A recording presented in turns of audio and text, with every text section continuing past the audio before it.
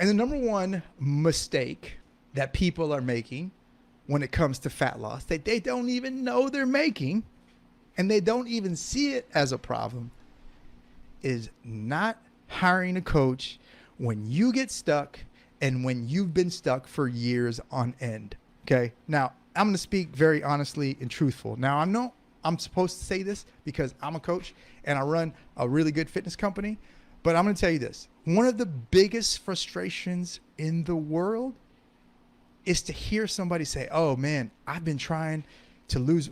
No lie, true story. Okay. Last week, I had a conversation with somebody who was interested in the program. Okay. I don't know. She was not very tall, but she was over 200 pounds. Okay. She had been over 200 pounds for 7 to 8 years. She had been trying to lose weight for 7 to 8 years. She was in the best shape of her life when she was 130 pounds. Okay.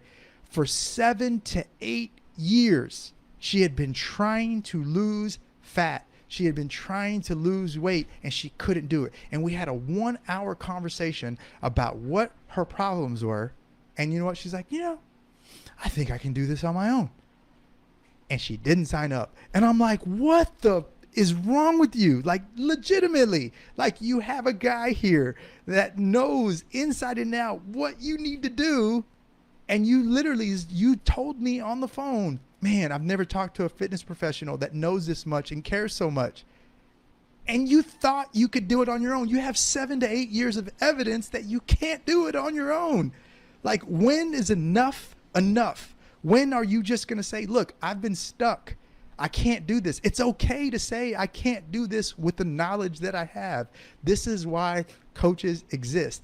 Excuse me getting riled up, but it's the truth. If you have been stuck for at least 6 months, that's when you really need to start considering, maybe I need to get a coach. Okay. If you're not improving in 6 months of trying, okay, maybe you need to think about it. If you have been thinking for 6 months, but you haven't done anything, maybe it's time you start to consider it.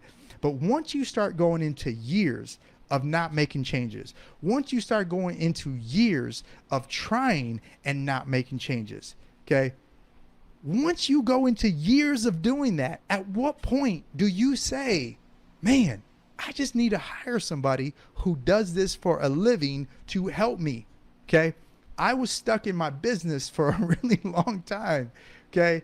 And I hired a business coach, and it was one of the greatest things I could have ever done. Dennis, if you're watching, thank you, man. You changed my life. Okay. Look, I've gone to college, got my education, got my degree, did all kinds of stuff, took all kinds of business courses. But you know what?